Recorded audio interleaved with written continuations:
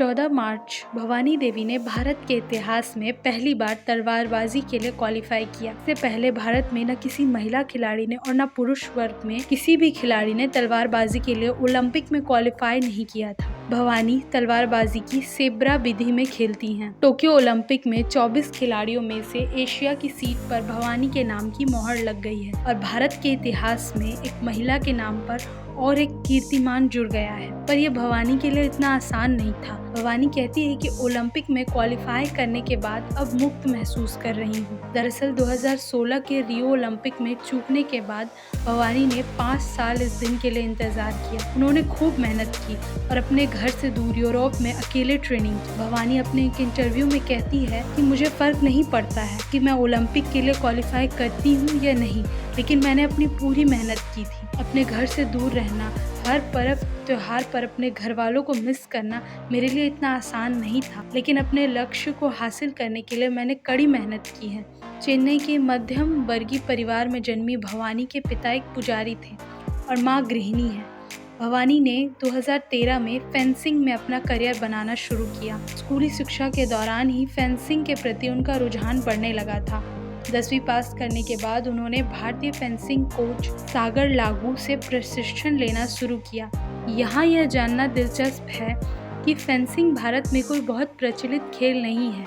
ऐसे में मध्यम वर्गीय परिवार में जन्मी भवानी के पास ना तो कभी उचित संसाधन रहे और ना ही इतना पैसा रहा कि वह ढंग की कोचिंग ले सके। इस खेल में आगे बढ़ना उनके लिए लगभग असंभव सा था। भवानी हमेशा से ही पढ़ाई में औसत थी। अपने 5 भाई बहनों में सबसे छोटी भवानी के घर का गुजारा बड़ी मुश्किल से चल पाता था, लेकिन उनके पिता हमेशा से चाहते थे कि उनके बच्चे अपनी जिंदगी में नाम कमाए।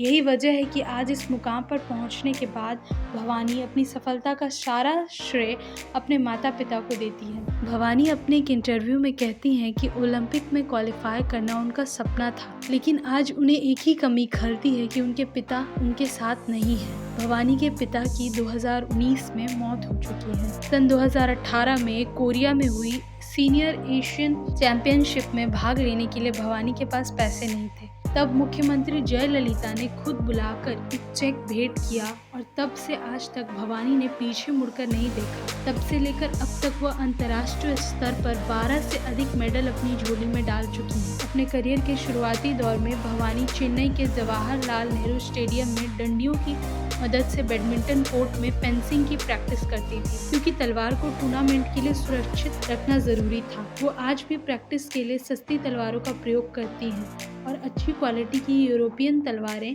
अपने मैचों के लिए सुरक्षित रखती हैं। यह भवानी की मेहनत का ही नतीजा है कि विश्व की फेंसिंग रैंकिंग में वह 57 नंबर पर आती हैं। उनके संदर्भ में यह इसलिए भी महत्वपूर्ण है क्योंकि 14 साल की उम्र में उन्हें पहली बार तुर्की में हो रहे अंतर्राष्ट्रीय टूर्नामेंट में हिस्सा लेने का मौका मिला, लेकिन 3 मिनट लेट हो जाने की वजह से उन्हें ब्लैक कार्ड दे दिया गया। इसके बाद 2009 से लेकर 2015 तक भवानी ने विभिन्न देशों जैसे मलेशिया, फिलीपींस, मंगोलिया, इटली और बेल्जियम में अलग अलग स्तर की चैंपियनशिप में भाग लिया और अपने खाते में कई कांस्य और रजत पदक डाले। लेकिन सफलता की गाथा यहीं खत्म नहीं हुई। 2015 में वो उन टॉप 15 एथलीट्स में शामिल हुई जिन्हें Rahul Dravid athlete mentorship programme के लिए चुना गया था। इसके बाद अपनी मेहनत के दम पर हाल ही में देश के नाम पहला गोल्ड मेडल जीता। बाहर ट्रेनिंग करने के बारे में भवानी कहती है कि जब मैं पहली बार घर से बाहर निकली थी तब एक बार मुझे बहुत तेज भूख लगी, लेकिन मैं अपने होटल के कमरे से बाहर नहीं निकली थी क्योंकि मुझे डर लगता था कि कहीं मैं खो न जाऊं, लेकिन अब मैं कहीं भी घूम सकती हूँ। इसी तरह की खबरों से जुड़े रहने के लिए देखते रहिए टाइम 8 कैपिटल।